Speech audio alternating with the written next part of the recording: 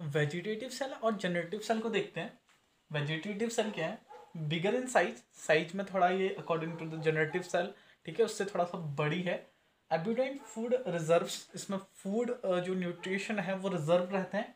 इरेगुलेटरी shape nucleus, इसका जो nucleus का शेप वो इरेगुलर शेप का होता है, एक पर्टिकुलर शेप का नहीं होता है, ठीक है। ट्यूब सेल, एक ट्यूब की तरह सेल होती है, ठीक है। Responsible for growth of pollen grain, जो पॉलन ग्रेन की ग्रोथ है उसके लिए क्या रहती है, रिस्पॉन्सिबल रहती है। कौन सी cell, vegetative cell.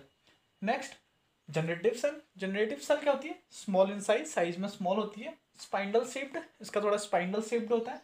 Dense cytoplasm with nucleus, cytoplasm में कम से कम साइटोप्लाज्म कम से कम होता है कहाँ पे, न्यूक्लियस में। Float in cytoplasm of vegetative cell, vegetative cell के साइटोप्लाज्म में क्या करती है, फ्लोट करते रहती है, मतलब तैरते रहती है, ठीक है। तो ये थे आपके क्या, माइक्रोस्पोर से पॉलन ग्रेन फॉर्म होने के की जो प्रोसेस है, जिसको हमने माइक्रो गैमेटोजेनेसिस बोला था, ठीक है। उसमें से वेजिटेटिव सेल और जेनेटिव सेल फॉर्म हुए थे, ठीक है। जेनेटिव सेल फर्दर डिवाइड होकर के दो स्पर्म सेल फॉर्म करते हैं, ठीक है। ये हमने इसमें डिस्कस किया। नेक्स्ट बात करते हैं ना, लास्ट है ये मेल रिप्रोडक्टिव पार्ट पे, ठीक है, मेल रिप्रोडक्टिव ऑर्गन पे, पॉलन ग्रेन पे हम बात करते हैं। Property and use of pollen grain, ठीक है, क्या क्या प्रॉपर्टीज हैं पॉलन ग्रेन के, क्या क्या यूजेस हैं उसके, ठीक है। रिच इन न्यूट्रिएंट्स, इस पॉलन ग्रेन में लॉट्स ऑफ न्यूट्रिशन होते हैं, ठीक है। कैन कॉज रेस्पिरेटरी डिसऑर्डर, ठीक है। और क्या कॉज कर सकते हैं पॉलन ग्रेन, रेस्पिरेटरी डिसऑर्डर भी कॉज कर सकते हैं। कॉज पॉलन एलर्जी, इससे एलर्जी भी हो सकती है, स्किन प्रॉब्लम होने लगती है, ठीक है। Help in crop breeding programmes, ठीक है। और ये किस में हेल्प करता है, हमारे जो क्रॉप ब्रीडिंग प्रोग्राम है, मतलब जो हम क्रॉसिंग कराते हैं, ठीक है, अपनी क्रॉप्स में, तो उसमें भी हमारे पॉलन ग्रेन बहुत ज़्यादा हेल्प करते हैं, ठीक है। तो ये था कम्प्लीटली आपका क्या, male reproductive organ in flower, ठीक है। फ्लावर में क्या मेल रिप्रोडक्टिव ऑर्गन था, हमने बात करी थी उसके पार्ट के बारे में, स्टेमन के बारे में, ठीक है। हमने बात करी थी उसके बाद में किसके बारे में, एंथर के बारे में, फिलामेंट के बारे में। फिर एंथर को हमने और डिटेल में देखा था, ठीक है, उसका टीएस देखा था।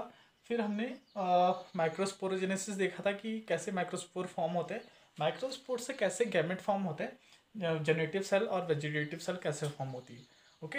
अब नेक्स्ट बात करेंगे हम क्या, female reproductive organ in a flower, ठीक है। फ्लावर में फीमेल रिप्रोडक्टिव ऑर्गन क्या होता है, female reproductive organ in a flower, okay. So further part है इसमें फीमेल रिप्रोडक्टिव ऑर्गन के फ्लावर में क्या क्या होते हैं, पिस्टल, कार्पल हम बोलते हैं जिन्हें, मेगास्पोरेंजियम, मेगास्पोरेंजियम यहाँ पे फीमेल का पार्ट है, और मेल में कौन सा था, माइक्रोस्पोरेंजियम पार्ट था, ठीक है। फिर एम्ब्रियोसैक, तीन पार्ट है फीमेल रिप्रोडक्टिव ऑर्गन है किसमें, एक फ्लावर में, ठीक है, फ्लावरिंग प्लांट में। तो वन बाय वन डिस्कस करते हैं ईच ऑफ को, ठीक है। तो फर्स्ट स्ट्रक्चर ऑफ कार्पल, मतलब पिस्टल और कार्पल की बात करते हैं। तो मैंने पहले भी डिस्कस किया था आपको कि कार्पल क्या होते हैं करके, ठीक है। यहाँ पे एक डायग्राम में बना दूँ, देखिए ये हो गया इसका स्टिग्मा, ये स्टाइल, और ये हो गया ओवरी। ये वाला जो पार्ट है इसको हम क्या बोलते हैं,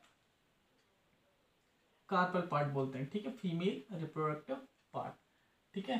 यह है स्टिग्मा, यह है स्टाइल, और यह है ओवरी, ठीक है।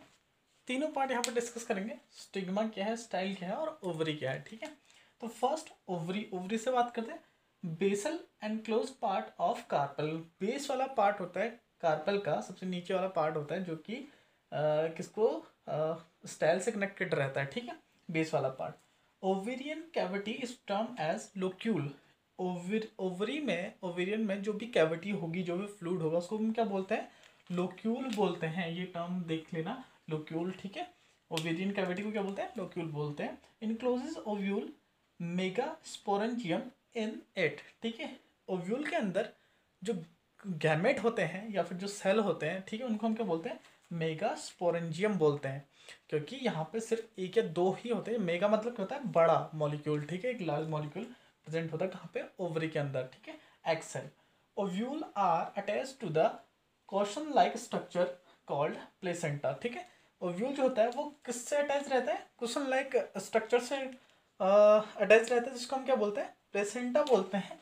इस ओवरी के अंदर की बात हो रही है, ठीक है। यहाँ पे ओव्यूल रहता है जो कि प्लेसेंटा से क्या रहता है, अटैच्ड रहता है, ठीक है। स्टाइल, स्टाइल की बात करते हैं, नेक्स्ट पार्ट की बात करते हैं स्टाइल की। स्टाइल क्या है, tube like structure that connect the ovary and stigma. ऐसा ट्यूब है जो कि कनेक्ट कर रहा है किसको, स्टिग्मा को, और ओवरी को कनेक्ट कराने का काम कर रहा है, ठीक है। स्टिग्मा क्या है, located at the exposed end of style. Expose and, style के एंड पे लोकेटेड हो रहा है स्टिग्मा, ठीक है। क्या एक्ट करता है, क्या फंक्शन करता है, act as the receptive surface for pollen grain. ये एक रिसीविंग साइट, रिसीव करने का काम करता है किसको, पोलन ग्रेन को। पोलन ग्रेन बाय विंड के थ्रू, बाय इंसेक्ट के थ्रू, बाय वाटर के थ्रू या बाय बर्ड्स के थ्रू आते हैं, तो वो कहाँ पे रिसीव होते हैं, इस स्टिग्मा पार्ट पे यहाँ पे रिसीव होते हैं पोलन ग्रेन। तो स्टिग्मा क्या है, एक रिसीविंग सरफेस है, रिसीविंग साइट है किसका, पोलन ग्रेन का, ठीक है।